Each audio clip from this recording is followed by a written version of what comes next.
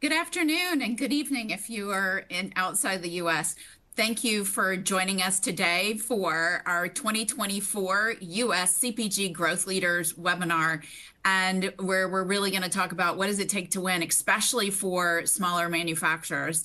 My name is Sally Lyons Wyatt. I am joined by one of my colleagues, Carol Loys, and we are so proud to share this set of winners with you this year. It has been a very difficult time in the CPG industry over the past year, and to find growth, especially volume growth, not just dollar growth, but volume growth, is incredible. And so we're excited to unveil what is Growth Leaders, how did we come about it, and then who are the growth leaders, and then get to our esteemed panel. This is our 13th annual report, and it is an opportunity for us to share out around the analysis that we did of over 700 different CPG companies within the range of $100 million or more across CPG channels. We've broken them down into 5 company sizes, some from a revenue size. You'll see those groupings momentarily. And then we've picked the top 10 in the 500 million to $1 billion, and then those that are even 500 and smaller down to 100 million. We then are going to share with you kind of the decomposition of the drivers. Before you ask these questions, let me give you a few housekeeping rules before we continue. One, we are not going to post this deck. This is literally like our teaser tour. Because we have this webinar with our esteemed small manufacturer panel. Next Tuesday, you will have another webinar where we will have 2 of our large growth winners. And then the summit, which is coming in the first week of April, we will have a breakout session. And that's the end of the teaser tour, because on Wednesday, April 9th, we will release the report that will provide the full rankings of the growth leaders, as well as some of the stories behind what were the levers they pulled to grow. But we need to learn before we go do that. And that is what today is the start of that learning tour as well. So first, I'm going to let Kara walk you through kind of what is Growth Leaders, how do we come about it. I will come back to share the winners, and then we will move into the panel. So with that, Kara, I'll hand it to you. Great. Thank you, Sally. So I'm going to talk us through first, what is that quantitative analysis that comes behind the rankings, and what is the research that brings us to where we are today, getting that qualitative input from our winners themselves. So this slide just gives an overview of how we do that initial ranking. And you can see in the first bar there, we first are looking at companies, splitting them by similarly sized groups so that we are comparing CPGs to other CPGs in size. And the way that we measure performance is in the middle box, 2 ways. It's half based on how much sales growth are we driving from an organic perspective, both dollar and volume. And then within our peer set, or within our categories that we play in, what is the market share of performance, again, versus a dollar and a volume perspective. So this is looking at within each category and kind of weighting that up into an aggregate average share performance across categories for our CPGs. And then finally is the analysis process, is looking at the drivers from all perspectives, consumer, pricing, branding, sales, marketing, AI, distribution. We're going to talk about all of those pieces in our discussion today, starting with just a couple of the high level cross growth leaders analyses. So first, just to lay us down and where on how the market has performed. These are the top line growth numbers for total CPG by year for the past couple of years. So coming into 2024, it's been a lower year in terms of growth from a dollar perspective. However, more like the norm before the pandemic brought growth up and down. As we all know, the last 2 years in 2022 and 2023 were marked with high inflation. and price growth. And in 2024, this started to slow into about an average of 2% across the market. But at the same time, volume moved into positive territory. We had negative volume growth after the big jump that saw many people move more in home and drive more and more growth initially in the beginning of the pandemic. So now seeing that volume growth is somewhat of a normalization of that, as well as the continued strength of the retail CPG environment. Right, and underneath all of this, a lot of kind of where the growth is happening is shifting, and that volume, even though it is positive for the market overall, being very variable across channels, across brands, as consumers bifurcate and shift their behaviors after 2 years of high inflation. So overall, you saw that we broke up the companies by size. So this looks at how the sales are distributed across CPGs by size. That first bar is showing you the percent of sales that each of the groupings represent. For example, that $8 billion plus is about 30 or so of the largest CPGs that account for 30% of sales. And on the other hand, store brands, private label represents 22% of sales. So if we look at how these different segments have grown over the past couple of years, in the red and green bars there, the first column is actually the change from 2019 or 2020 to 2023. So you can see the shift, private label growing that time, also that kind of that niche group of that 100 million to 500 million driving a significant amount of growth, as well as the large players, the 8 billion plus accounting for some growth. In 2024, a bit different, more growth from the smaller and private label brands for this year. And really the factors driving this brand bifurcation with both kind of private label and premium driving more volume and squeezing mainstream has contributed to this, as well as increasingly lower barriers to entry for smaller companies and emerging channels, and with increasing support and more growth in social and digital shopping.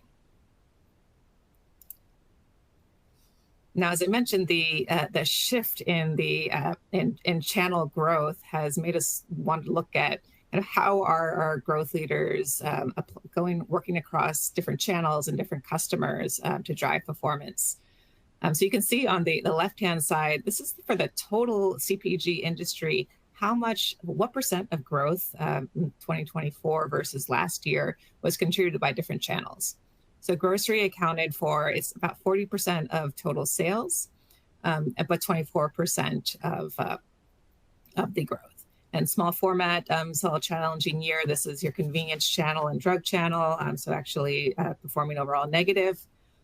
Meanwhile, the remainder, kind of our mass channels, club channels, pure play e-com, driving the vast majority of growth.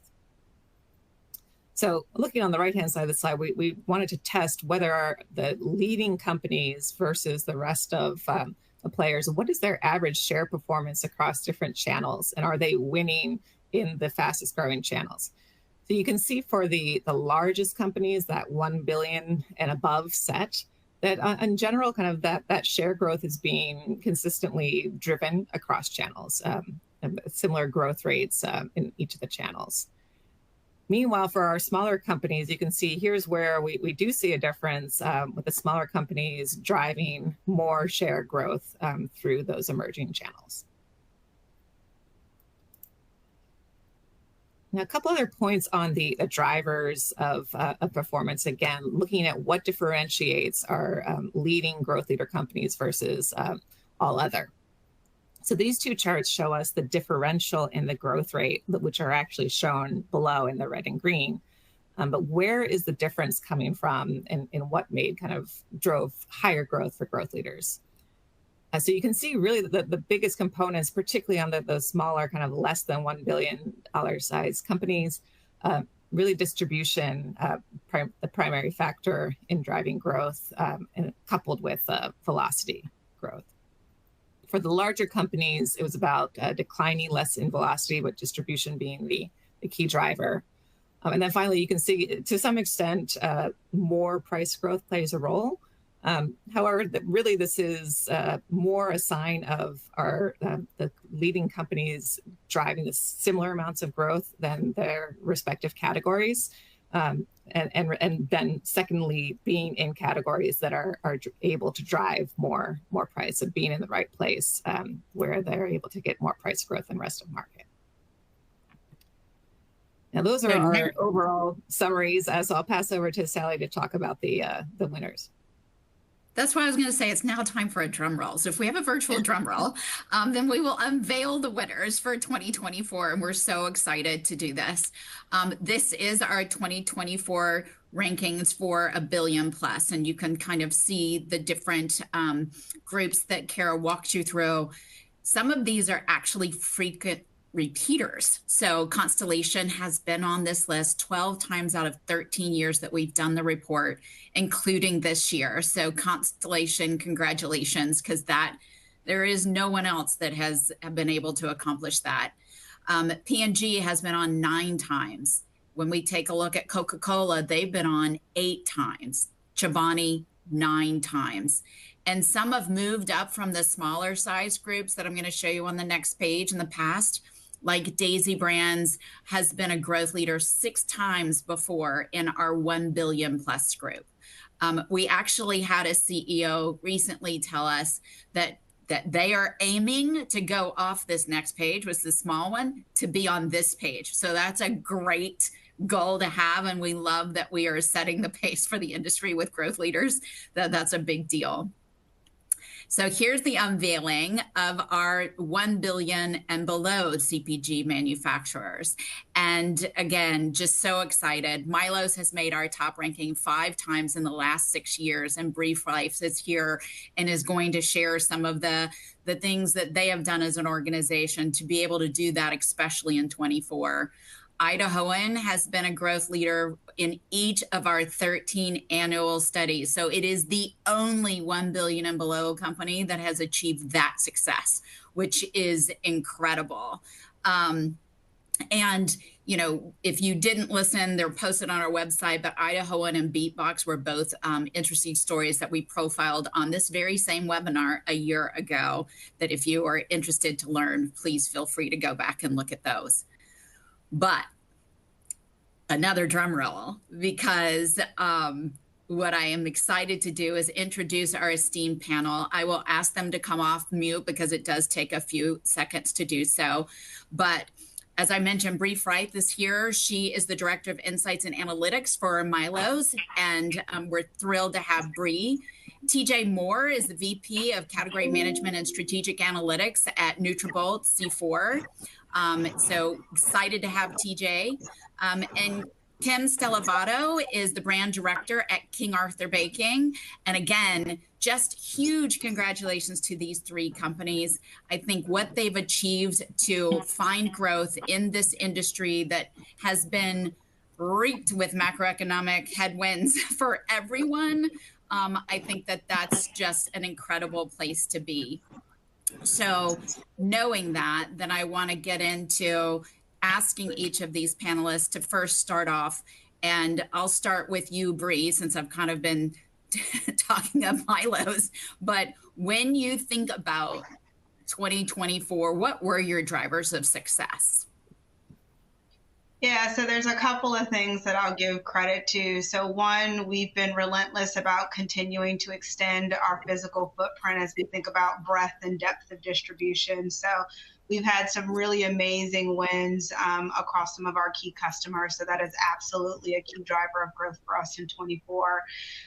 We're continuing to partner with our key customers to beef up our digital presence. So making sure that we're showing up in those moments that matter across the shopper journey. So I think continued investment in that has certainly played a role as well. Lastly, it was really important for us to really overcome some of those supply hurdles. So we've all felt the pain of kind of going through some of those supply constraints and dealing with some of those challenges. So I think we've made some tremendous headwinds in overcoming those so that we can meet the demand that we're seeing come through organically in the marketplace and being able to supply that in a really good way. But last and certainly not least is our people, right? All of those things can be in place. We can have great products, great branding, great all of those things. But if we don't have tremendous people who are lending their incredible talents to make it happen, all of that, none of that would be possible. So we're just incredibly very fortunate to have such talented people who are really helping to lead the thinking, really bringing a lot of great thought and strategy, and doing it in a way to allow us to not just generate these wins, but to have those wins be sustainable. Well, that was a lot. So you had to achieve a lot in order to gain that share. So I'm very impressed with that for sure. And when you think about Milo's, you've been around how many decades? We like to call ourselves a 75-year-old startup. Okay, so 75 years. So now, Kim, let me come to you. King Arthur, how long have King Arthur been around? Since 1790. And it's funny too, Bree, because we oftentimes call ourselves a 230-year startup in terms of the way we think. So great synergies there, just quite older. I love that.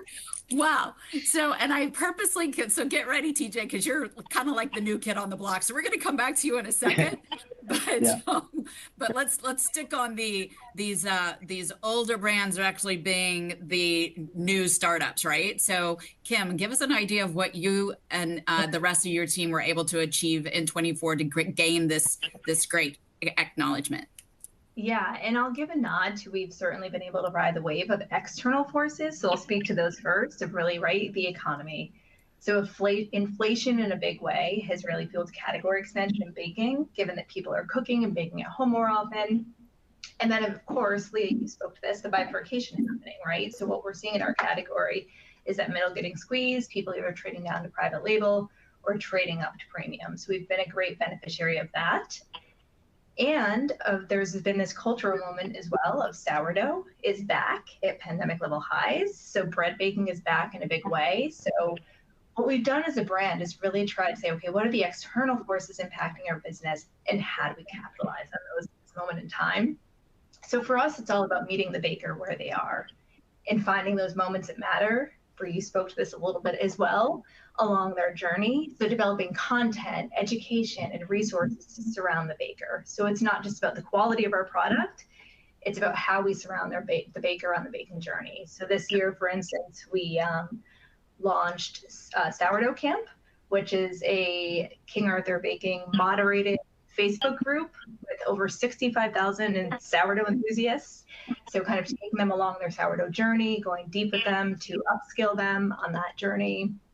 We also launched a Bake It Easy series for time-constrained bakers who are coming into the brand to make sure anyone can bake, right? So it could be a one-bowl recipe or something quick and easy with 5 ingredients. So really meeting people, as I said, where they are on that baking journey to pull them into the brand and make them sticky with us. No pun intended there. But I have been fond of that sourdough camp. It sounds so much fun. I bet that gives you an opportunity to really have some unique engagement with your loyal followers. It does. And, we see it happening certainly in forums like Reddit and Breadit, which is, of course, a subreddit for bread enthusiasts out there. But it was great to kind of create our own community that we can moderate and really build those relationships with the bakers at the ground level. That's awesome. Thank you. All right, TJ, you really are the new kid on the block when you're talking about the difference of a 230-year-old company and a 75-year-old company. So if you want to give us, knowing that this is you're coming with a whole different story, would you mind sharing with the audience about what helped you achieve your great success in 24? Yeah, of course. Nutribullet's been around for 20 years, which, in the relative scope of things, is a new kid on the block here, and it definitely takes years of hard work to be an overnight success like the brands that we're talking about. So happy to talk about what works for us, and really it's about where consumers are going and that alignment with what our brand stands for. So 20 years of history built initially in sports nutrition, active nutrition, and credibility with functional ingredients, active lifestyles, and really our awareness kind of outpunched our distribution for years because of that credibility And as you translate it to the energy drinks world, where people want efficacious ingredients and they want to feel their energy, and they want to have great flavor, those are all things we've kind of had at the core of what we do as a business. And the energy drink consumer has definitely had their choice of what brands to go to in the last several years, right? You've had a bit of an emerging brand wave from people bringing everything from higher stimulant levels to slim cans, more approachable, more accessible for different demographics, or to what our C4 Performance kind of bell cow was built on, which is functional ingredients that truly do deliver a physical benefit you can feel. So our growth in 24 was really centered around kind of moving into incremental spaces and then continuing to kind of brick by brick build that presence. So performance is far from saturated. That's our core yellow can lineup. But C4 Ultimate moved distinctly into this incremental high stimulant space. And by itself, it would have been the 10th largest brand in the energy drink category. And a pretty remarkable investment in the brand and company Bloom, which in a matter of months went from a greens business to someone we've invested in and launched in Target as the most productive energy drink in Q3. So we are just doggedly obsessed with the consumer and what is incremental and bringing customers that kind of plus up opportunity to capture more consumers, more occasions. And being far from saturated goes right with kind of the distribution wins driving growth, right? So I think as we continue to have credible brand offerings and incremental spaces, like that is as simple as you can distill it, the path to growth. Great. Thanks all. I love that we're talking about the momentum and the trends that we're building off of. I'm curious to hear the other side of the coin, and perhaps we can start with you, TJ, while you're speaking. What were the key challenges, and what continue to be the key challenges from the CPG market for you? Yeah, now, Kara, I think you hit a couple things I was underlining in that open. So challenges, I think. We see consumers were feeling pinched kind of more than ever, and whether it was a culmination of inflation from 22 to 24, that kind of came to a head in the energy category in July. That category's posted healthy double-digit growth year over year for, going back to COVID. For the first week since lockdown, they had year-over-year decline, and we saw that felt particularly hard in the convenience channel where, foot traffic was down. In your channel growth drivers, you saw actual volume decline in C-store. So, I've seen charts that the cumulative effect of inflation has been like a 20% increase in cost over the years for consumers. So, high interest rates, like it all kind of reflected in consumer sentiment, which is still kind of suppressed right now. So I think that was the most difficult piece. And we're the number 4 energy drink at C-store. So whenever C-store hurts, it makes things more challenging for us. So, the good news is when you're a growth partner in a hurting channel, you can offer solutions for growth and drive traffic. And then speaking about like maturity of the business, we had so much headroom to begin activating more in large format and, being in the right channels, whether that's grocery, mass, club, where people are pantry loading and stocking up. Like being nimble and having the ability to grow there and build there was really critical to be resilient when C-store was hurt. Makes sense. And building on that, Bree, you talked about some of the supply challenges. What other were the major roadblocks for Milos in the past year? Yeah, I echo TJ's sentiments, right? Like, I think we all saw the consumer sort of struggling with making some of those choices with their wallet being squeezed, right? And so continuing to have to win that value equation every time they come to the physical or digital shelf is incredibly important to continuously reinforce why we're delivering the right benefits that justify the price. Now, we feel incredibly confident about the product that we're delivering, but we know that we can't get comfortable there. We've got to win that battle every time they come back to the shelf. And so it's something that we've worked really hard on to really communicate across consumer touch points to really reinforce that message. The other one that I'll add to that is categories declining from a consumption perspective or from a volume standpoint. So I think we've been in a very fortunate position that we've been able to drive dollar and unit growth. But the reality is that we're playing in categories that, from an overall category perspective, are soft to declining from a unit standpoint. And so, really being able to continuously demonstrate to our buyers why these categories are worth investing in, why we deserve the space, right, that we have in the shelf set has been, a little bit of a tough conversation as we think about out years. Again, right, we've been able to really be able to insulate the category from a dollar perspective, but as that inflation decelerates and you won't see growth by way of price increases anymore, how do you continue to tell that really powerful growth story, not just with what your brand is doing, but what the category needs in terms of delivering, growth from a total store perspective. So it's been challenging, but again, I think we've been able to win those battles, and we just got to make sure that we've got the right groundwork to continue to demonstrate the power there for our customers. Absolutely. And I'd love to build on Marie's point of that value equation. I think that's been so important for King Arthur to think about, right? Flour is the base of our business. It's a commodity. So in a commodity-driven market, how are you not just doing this inflationary environment, this race to the bottom? You have to unlock value for the consumer. So really us honing in on our messaging, our marketing, and understanding what's our unique value proposition? How are we delivering that value to consumer above and beyond price? Because we're never going to win on price as a premium brand, even though in some consumers' mind, flour is flour. So, this year in particular, we kind of really emphasize flour IQ, which is really educating people on not all flours are created equal, what sets us apart in terms of quality, and again, how we surround the baker with more than just a quality product, but all the content they need on that journey to be the best baker they can be. And I think that's what brands need to think about right now is how do you provide that value for the consumer above and beyond price when they're making really hard decisions at shelf. Yeah.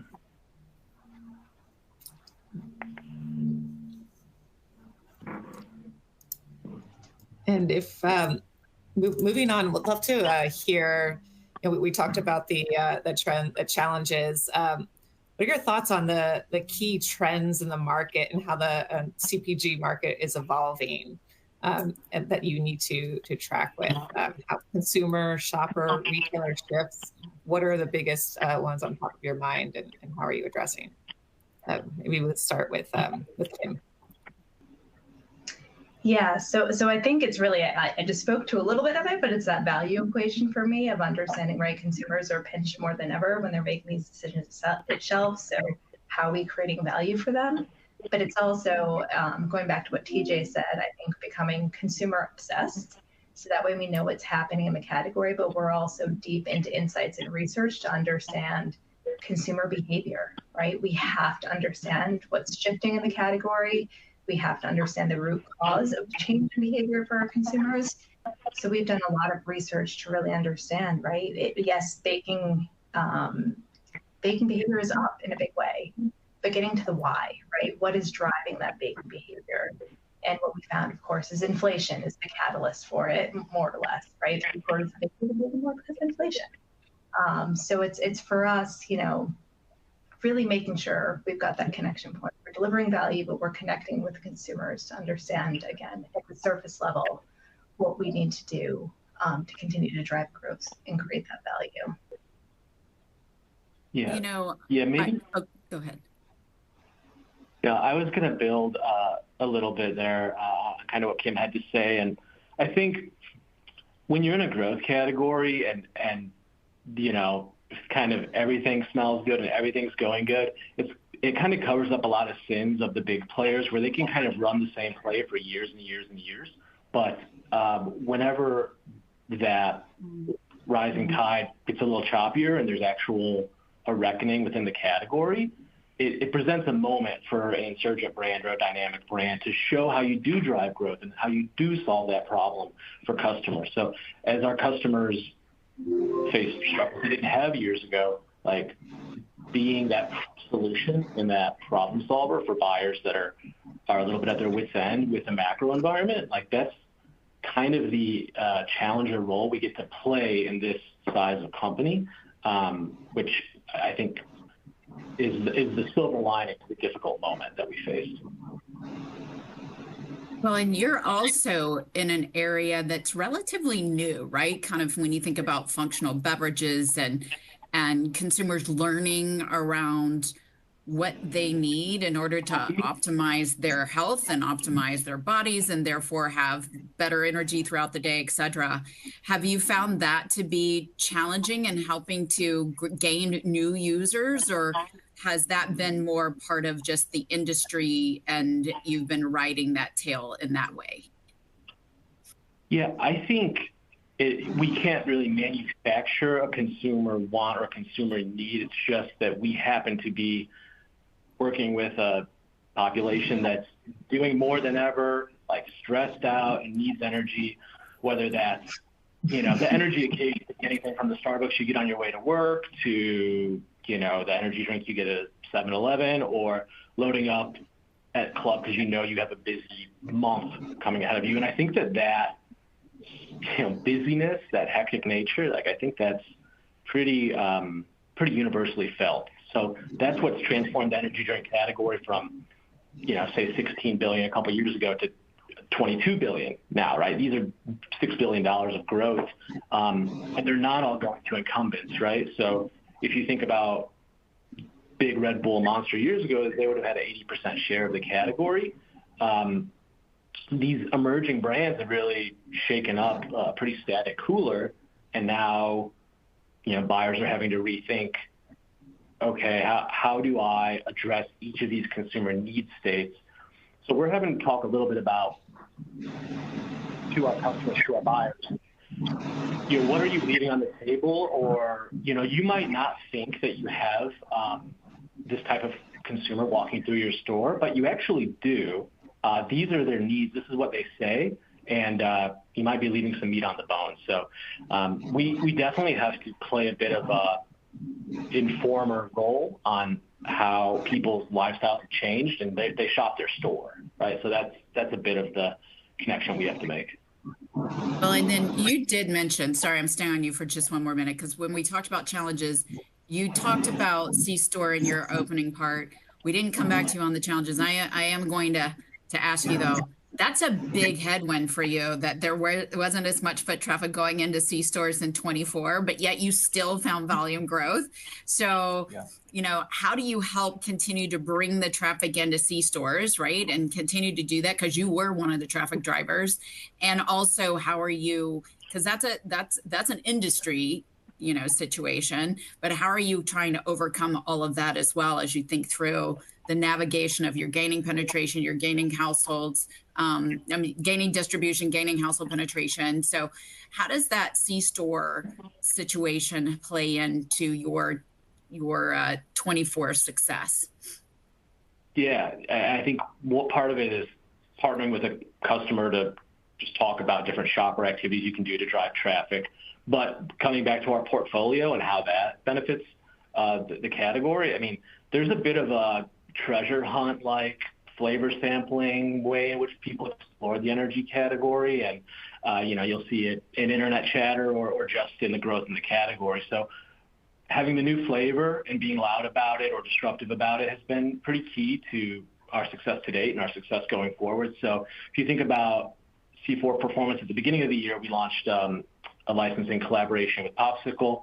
At the end of the year, we launched a licensing collaboration with Jolly Rancher. So if you think about Jolly Rancher, #1 hard candy in the country, and maybe shoppers that are already in that store, we are able to really lean into the newness, the excitement. I like this, but I didn't know it was in the energy world. And it's a pretty fun role we get to play in terms of driving excitement and newness. And it shakes up a otherwise, predictable cooler. So That's part of it for sure, in tandem with making sure that they're ticking high stimulants, C4 Ultimate, or maybe they're actually capturing any female consumer that comes in the store, right? Like on a road trip, it's not just one type of old way of thinking male consumer going in there. There's a lot of different types of folks that are in there, and making sure they cater to all of them.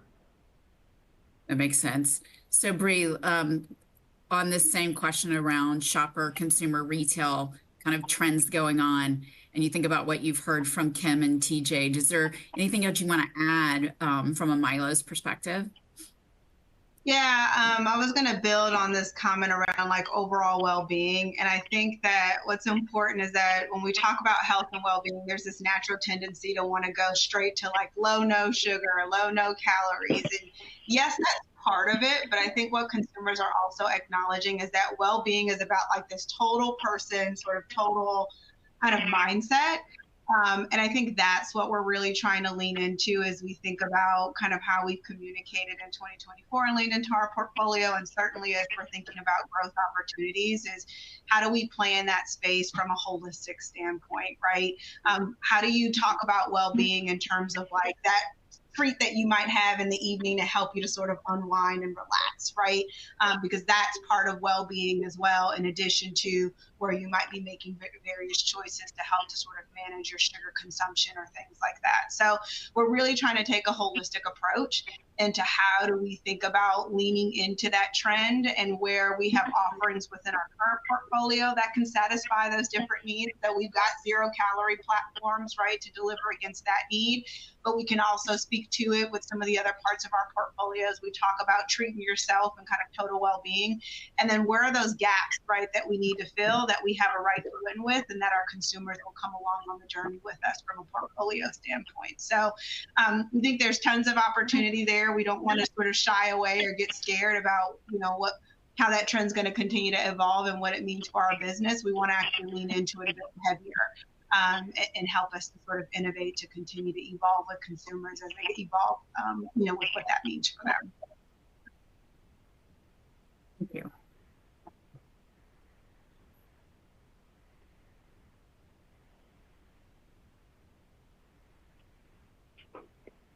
So let's talk a little bit more around culture.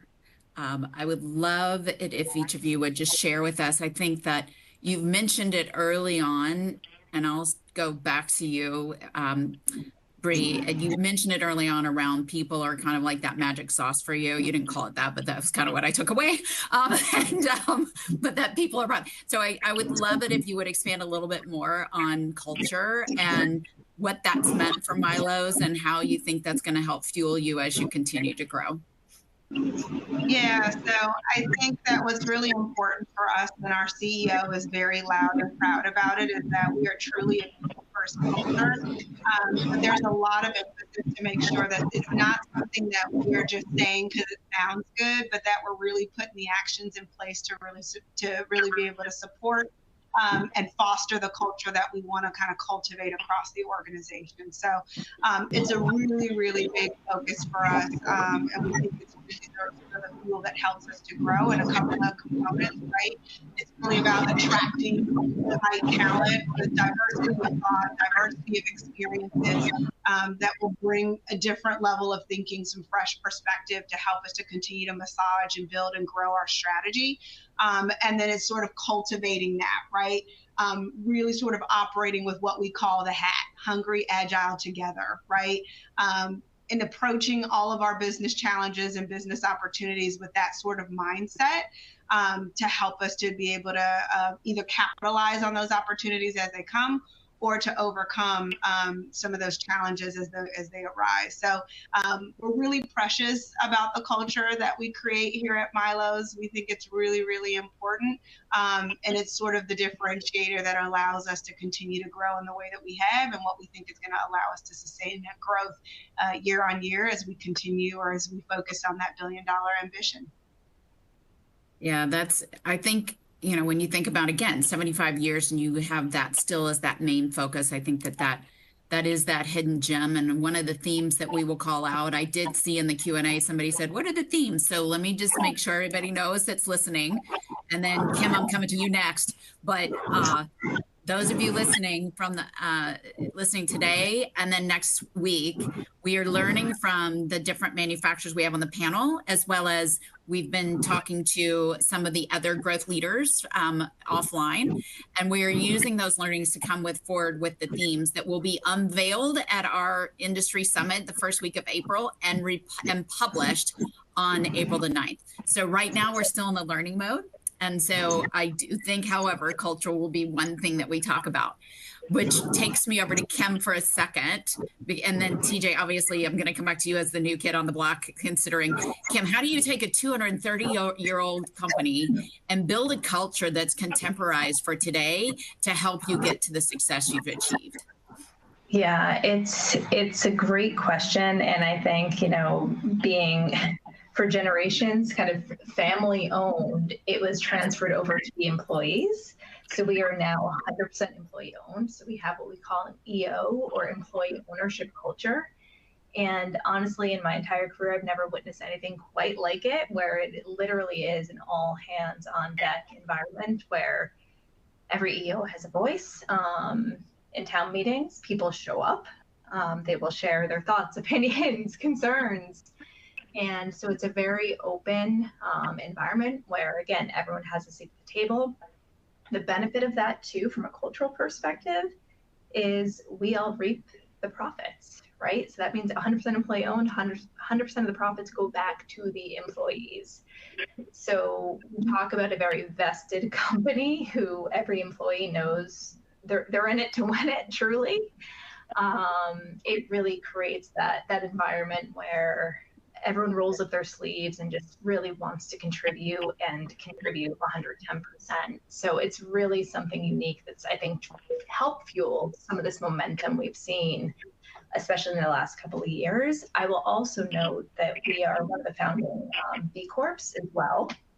So since the early 2000s, we've been a founding B Corp member, so really focused on that idea of business as a force of good. And that certainly drives, right, business decisions. It certainly helps drive our culture and creates the space where we're thinking people, planet, profit, and not just about profit as the big P in that 3P equation. And I think what's really unique about the 100% employee ownership and the B Corp overlap, right? It creates these cultural undertones internally, but it also is external facing ammunition for us. So we then can say we're 100% employee owned, which resonates with many consumers of like, that's an amazing model. I'm so glad I'm contributing and purchasing a brand that's giving back to their employees. And the same thing with B Corp, right? We're creating business decisions, driving business decisions, products, et cetera, around these values. And that's, I'll go back to value equation. I'm the value equation person. That's creating that connection with the consumer to help drive brand loyalty and value for them at the end of the day. So culture contributes greatly, I'd say, internally and externally to our current success. And I'd argue our long-term success. Yeah, that's impressive. Yeah. I mean, just how you've done it. Go ahead, TJ. Yeah, I wanted to pick up on a couple aspects of what Kim and Bree said. A theme or an idea is that idea. I like the HAT acronym a lot. I hadn't heard that before. Hungry, Agile, Together. And then I liked what Kim said on ownership. And so I was like, hunger, ownership. And I think about that desire to win or that competitive spirit. Like that's, I talk to my team all the time. And if you're curious and if you're hungry and if you want to turn over stones to win, we can move mountains together, right? And it's that challenger role that we play.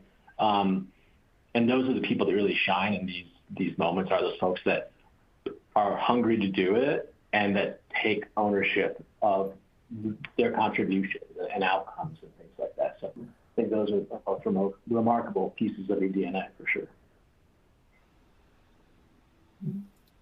I want to ask everyone's favorite question. I'm curious about the role of artificial intelligence in your company. Of course, at Circana, we can't get away without asking that. So love to hear your perspectives on what role it plays for you today and if it has contributed to your success. Kim, how about you? Yeah, and I'll be the first to say I think we are definitely on a learning journey. We've of course been leveraging it for a few years now in terms of internal efficiencies. So right, how to work smarter, not harder, from our day-to-day jobs. So I feel like we've got a couple of those tools down pat to help make our jobs more efficient day to day. And other than that, I mean, we've tested certainly on the marketing lens some like moment advertising where we've tried to tailor our marketing message to consumers, right, based on the moment they're in. So thinking through, right, what's the weather today in your geography, or what kind of baked good are we pushing your way, or what app are you engaged with right now, and how do we send you that tailored message? So we've been dabbling there. But I'd also say, you know, we've also been leveraging, of course, like many other CPG marketers, thinking through, right, how to build our audience and prospects. So of course, right, like in the meta world, leveraging something like Advantage Plus to build out our audiences. But it seems like everywhere we invest now, there's some sort of AI targeting pool that everyone is marketing to us. So if we can find your prospective consumers out there. And I will say, I have been quite impressed with the results of those programs. And you know, we of course always have a goal to build household penetration, bring in new consumers, and if that's a tool that will help us get there, I'm 100% in. I agree with Kim. I think that it's almost like tool overload, right? Everywhere you turn, there's some sort of message around ways to sort of integrate AI. And I think we're trying to be very tactful in how we think about AI as an enabler and where it fits into our business. And really trying to make sure that we're not just latching on to the next shiny thing. And I think there is this almost, not tendency, but there's almost like this sort of natural thing to want to go there, because that is the buzzword that's really coming through quite often. But I think we're really trying to sort of take a step back to really think holistically, really think about our strategies that we're laying out over the next 3 to 10 years, and really trying to be choiceful about where does AI make the most sense? Like, where do we really want to invest to learn and to experiment, where we think it's going to have the greatest impact, so that we're not just throwing it everywhere where there's a possible solution, but again, being very intentional about it. So for example, you know, one of the ways within my team that we're looking at it is, how do we leverage it as part of forecasting, and how can it make us smarter, right? As we think about what size of prize opportunities are, or where we think demand's going to go, and how that's going to continue to evolve as we start to mature with some of the distribution that we've gained in market while continuing to build. So, you know, we're leveraging it in ways like that to help us to be smarter. And to make some better choices, but trying to, again, not get too distracted by the shiny new object, and just be a little more thoughtful about whether it makes sense along our journey, and then we'll continue to experiment and learn along the way. Yeah, I appreciate the very sober takes there on not being distracted by everything that maybe AI represents to different folks, but yeah, there's efficiencies. There's ways that can make processing data sets tremendously more efficient. So I think finding the ways that it complements that need to happen, and how it can maybe benefit and help you scale.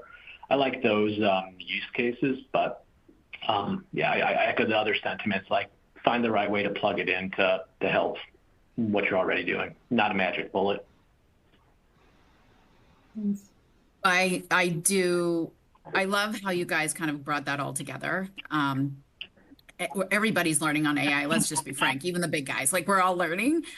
So I think that is the right position to be. And I think we're going to all learn where it can really be most powerful in each organization. And that may look different over the next 5 to 10 years. So we will continue to be asking the question to see if we can learn more. But I am going to wrap us up with one more question for each of you. And it is really the one around 25. And what are the opportunities for your company in 25? What's getting you? We have so many headwinds, right? With looming tariffs and the macroeconomic situation and divisiveness. And there's just so many things that are creating consumer sentiment to not be as positive as maybe we would hope for right now. But you guys are growth companies. So what are the things that are exciting you and the opportunities that you see ahead? So let me start with Kim. We'll start with the oldest company first. Let's go. Yeah. And I think as we look at 2025, to your point, there's a ton of uncertainty. So it's how do we remain nimble, knowing that we cannot control what's happening around us. And as I spoke to when I first answered the first question, right, how do we also capitalize on what's happening in that nimbleness? So watch those trends and understand, as a baking brand, what's our moment to step into the conversation. So I think that the big things top of mind for me is, right, in this inflationary environment, continuing to bring that flour IQ education to the consumers, letting them know we're not racing to the bottom on price. We are going to be here by your side in the kitchen, delivering value to you. And then I think another thing is just thinking through, there is so much uncertainty in everyone's lives. It's not just our business lives. How can baking be that quiet moment, that solve, that I'm stepping away from it all to do something somewhat therapeutic, hands in dough, right? This moment of escape for the consumer. So really thinking, how do we lean into that and leverage baking as a tool to step away, and leverage baking as a tool to step away from the crazy environment we're living in and get that moment for yourself, and moment of peace. No screens, no media, not digesting the content around us, and having that moment of, as I said, hands in dough and experiencing something very tactile and connecting with oneself. Well, escapism actually is a trend. So you are on trend in that regard. And even the way you described it was just soothing. Like everybody was like, oh, that was just a moment of calm, just in how you described it. So I love that. I'm going to shake it up. Brie, I'll come to you last, but TJ, I'm coming to you now. What are your opportunities for 25? Yeah. So I think even with all the uncertainty in the macro things we've talked about throughout, because we're not fully saturated in market, we still have levers and things to go do to drive growth. We're not fully beholden to the macro swings of the world. So we're going to do that work. I mean, Walmart and Target are tremendous growth drivers for us so far in 2025 as that distribution comes through. And I didn't get to fully go in on culture, but it relates to this. I mean, it's like maximizing human potential accessible to all, which is a pretty aspirational target that is pretty high up there to reach. So what that means is, yeah, we haven't saturated our distribution, but we haven't saturated all the ways that we're going to, improve the lives and maximize performance for consumers. So I think the Bloom energy drink, which we invested in, I talked about the really strong launch in Target. That's the national rollout for that started in January, and that's been, I think a great early results, and just excited to see what that can become. And it's a whole brand in itself, right?